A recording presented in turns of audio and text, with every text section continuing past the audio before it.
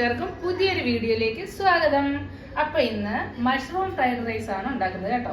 അപ്പൊ അതിനായിട്ട് 3 spring onion എടുത്ത് കട്ട് ചെയ്ത് വെച്ചിട്ടുണ്ട്, 2 സവാള ചെറുതായിട്ട് അരിഞ്ഞു വെച്ചിട്ടുണ്ട്, ഒരു 6 അല്ലി വെളുത്തുള്ളി അരിഞ്ഞു വെച്ചിട്ടുണ്ട്, എരിവില്ലാത്ത 2 പച്ചമുളകുണ്ട്, വലിയ ക്യാപ്സിക്കം ആയതുകൊണ്ട് അതിന്റെ പകുതി മാത്രമേ എടുത്തിട്ടുള്ളൂ. അപ്പൊ അതും അരിഞ്ഞു വെച്ചിട്ടുണ്ട്, ഒരു തക്കാളിയുടെ കുറച്ച് 1/4 ഭാഗം അരിഞ്ഞു വെച്ചിട്ടുണ്ട്.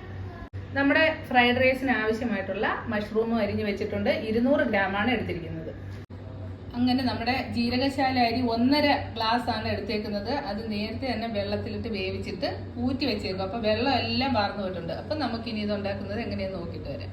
ഇത് നമുക്ക് സോർട്ട് ചെയ്ത് എടുക്കാനായിട്ട് കുറച്ച് ബട്ടർ ഇട്ടിട്ടുണ്ട്.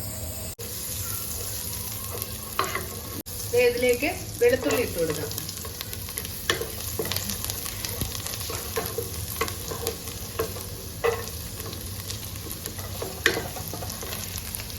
നമുക്ക് പച്ചമുളക് ഇടാം, അത് ഇട്ടൊന്ന് ഇളക്കി കൊടുക്കാം.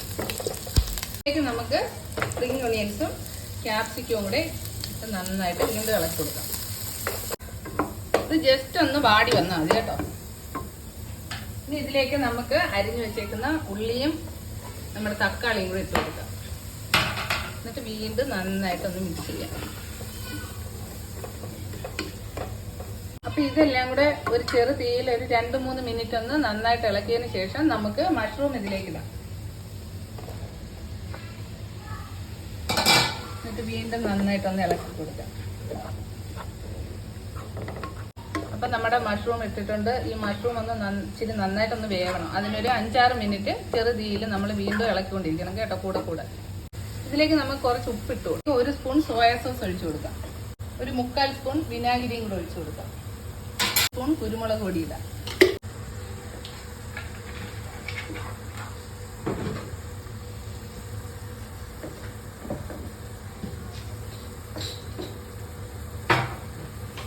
ടീസ്പൂൺ മുളക് പൊടി.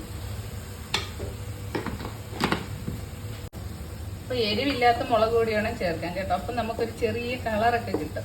നമുക്കൊരു 1/4 ടീസ്പൂൺ ഗരം മസാലപ്പൊടിയും കൂടെ ഒന്ന് ഇട്ട് കൊടുക്കാം.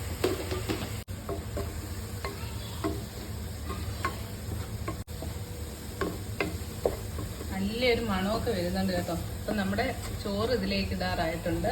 ഈ ചോറ് ഇതിലേക്ക് ഇട്ട് കൊടുക്കാം.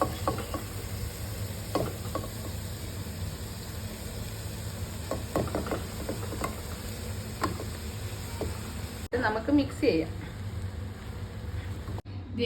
അങ്ങനെ നമ്മുടെ മഷ്റൂം ഫ്രൈഡ് റൈസ് ഇവിടെ റെഡി ആയിട്ടുണ്ട്. ഈ ഇരിക്കുന്ന ചിക്കൻ കാര്യങ്ങളെ കൂട്ടി ഒരു പിടി പിടിച്ചാലോ, ഉഷാറായി. അപ്പൊ എല്ലാ കൂട്ടുകാരും ഇതൊന്ന് ട്രൈ ചെയ്ത് നോക്കണം.